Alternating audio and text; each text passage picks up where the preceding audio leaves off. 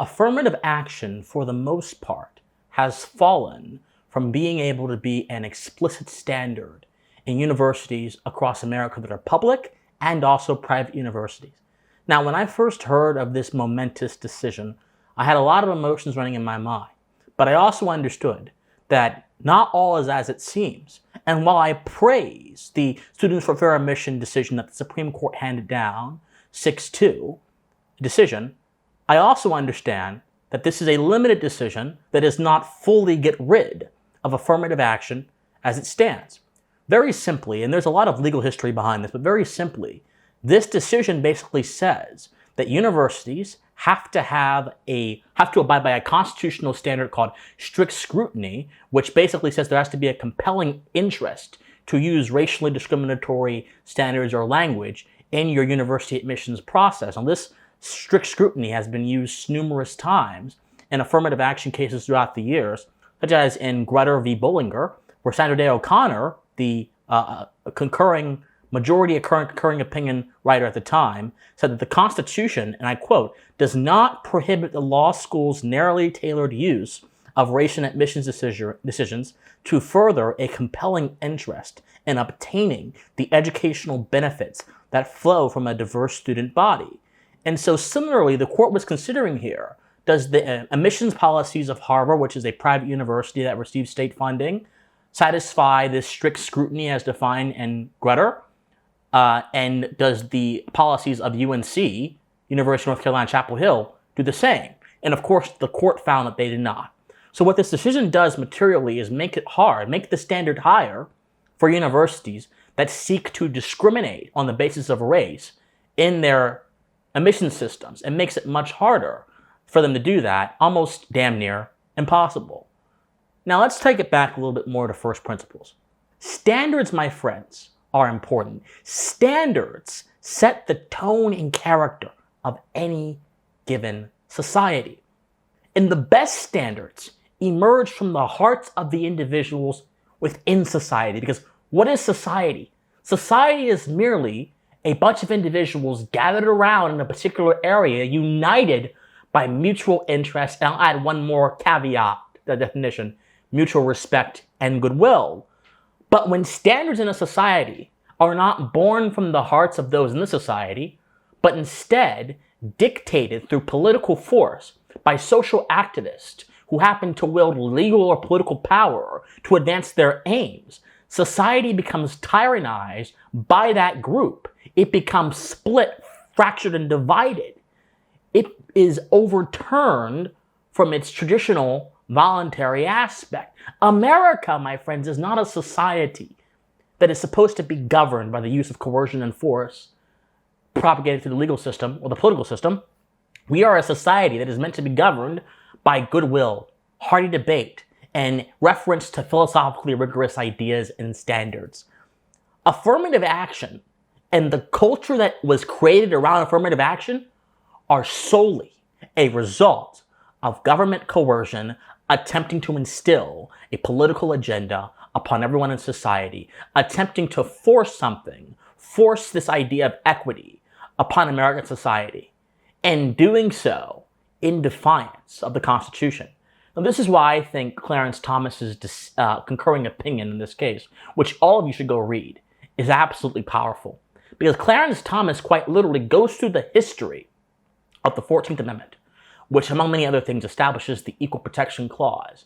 And he says, given the backdrop of the 14th Amendment, the several civil rights laws that preceded it, the Civil Rights Act of 1866 and 1875, all that kind of stuff, and the congressional debates that happened in the context of those civil rights laws and also in the context of establishing the 14th Amendment, we can conclude that color blindness, the race-blind, race-neutral principle of equality, is actually built in to the American legal system. And you don't even have to pay attention to those particular debates to know that.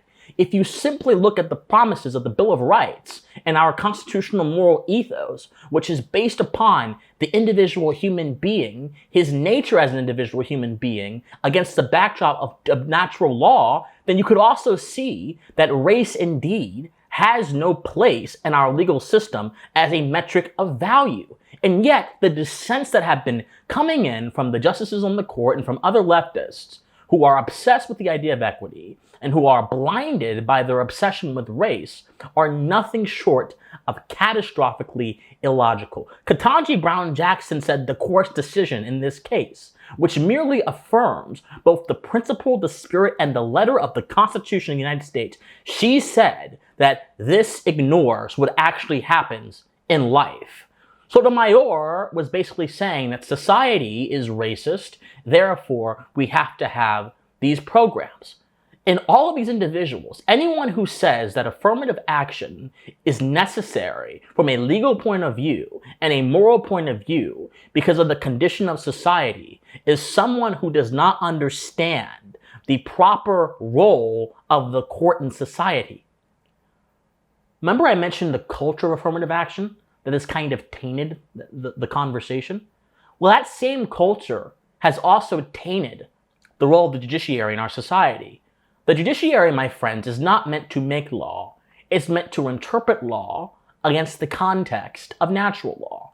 Now, unfortunately, the judiciary has been captured and bound by the block of precedents, so much so that stare decisis has become an immovable force in the hearts of so many conservative justices. There's actually a book that I want all of you guys to read. It's called Mere Natural Law. I'm working my way through it as we speak. It's called Mere Natural Law, Originalism, and the Anchoring Truth of the Constitution, where legal philosopher Haley Arks argues that originalism, while good, is not enough.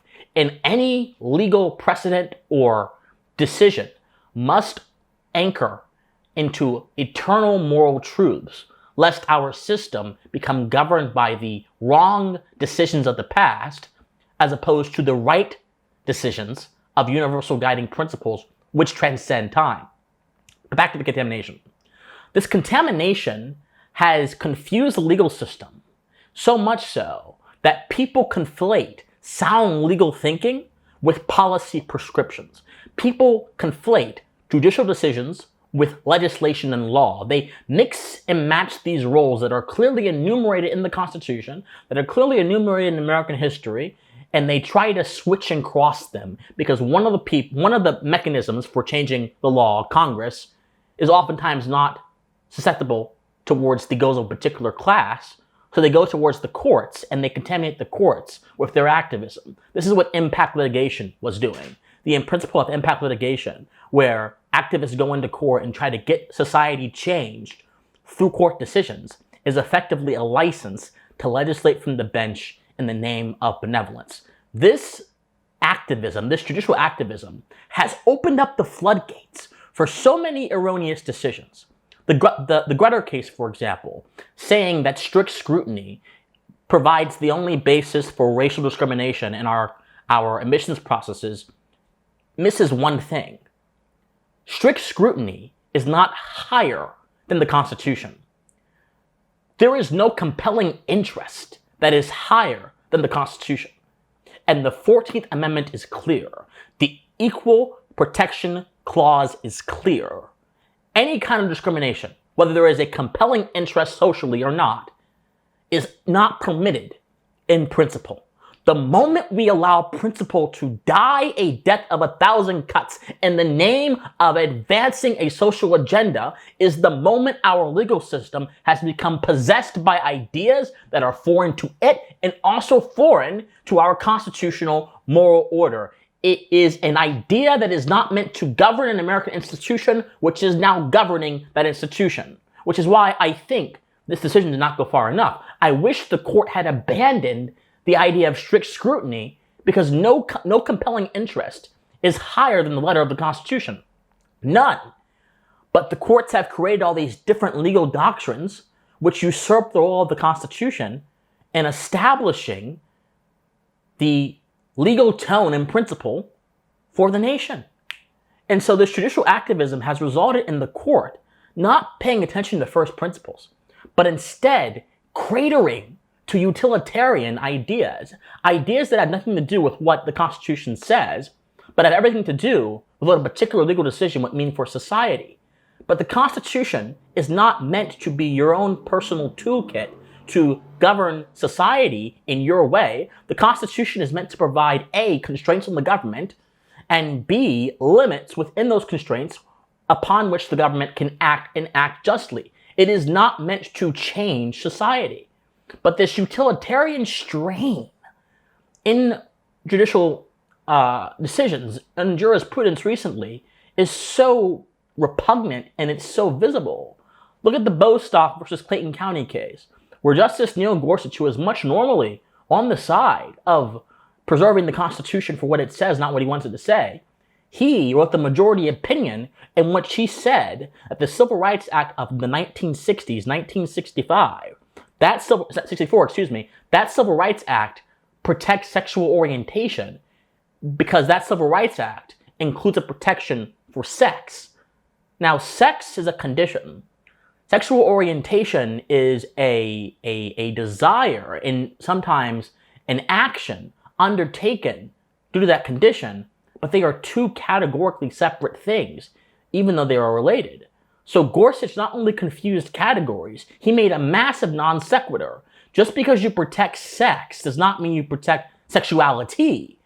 But despite this very basic elementary logical principle, he defied it. And he defied it because he wanted the law to say what he wanted the law to say.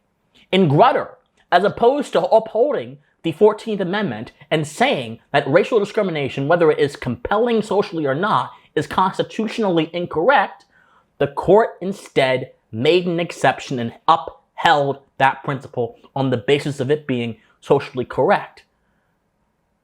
This principle has destroyed the ethos of our judicial system, my friends. And it's this same principle which brings social agendas into the courtroom when they ought to stay outside of the courtroom. And ideally, ought to stay outside of Congress. But if they are to go anywhere, they ought to go to Congress.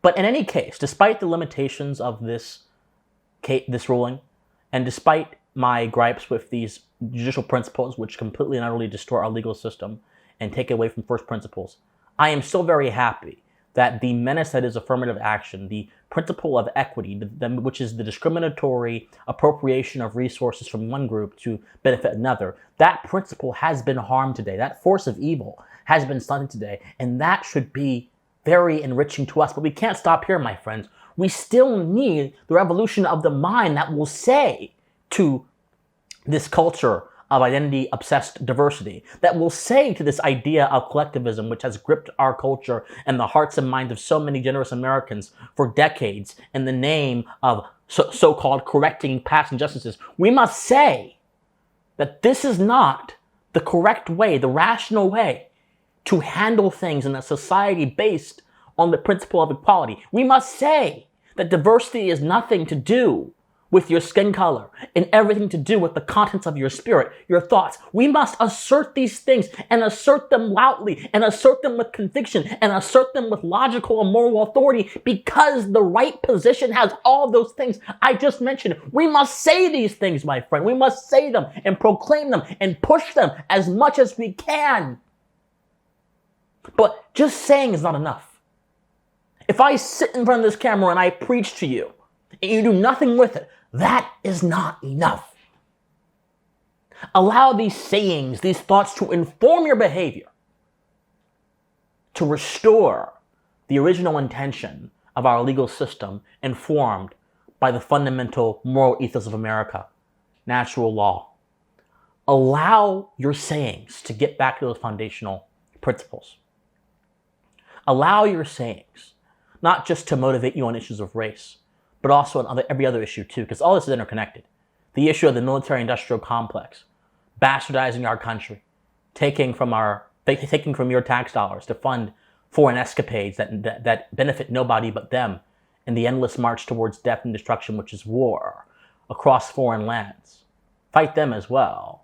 Fight back against the gender ideologues that seek to hijack public education and use them to mold the minds of impressionable youth with their social agenda. Fight that as well.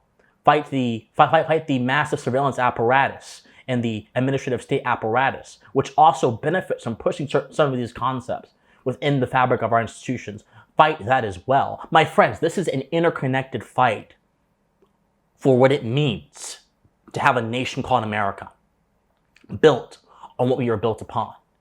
It doesn't just end with a favorable Supreme Court decision, which I said does not go far enough. It does not go far enough. I wish they would have abandoned the principle of strict scrutiny entirely and said, no matter the compelling interest, no matter what people can present to us socially, that has no bearing on the principle of the Constitution. That would have completely and utterly not only shuttered the affirmative action without giving it any room to come back through some kind of hard to reach but still possible standard, that would have set the tone for decades worth of jurisprudence in the future that would prevent certain things from occurring that violate the ethos of a system. But you cannot get everything. We live in an imperfect world, an imperfect system. You can't get everything. On a personal note, I'm 23, guys. I know it may not look like it, it may not seem like it, but I'm 23. I just graduated college.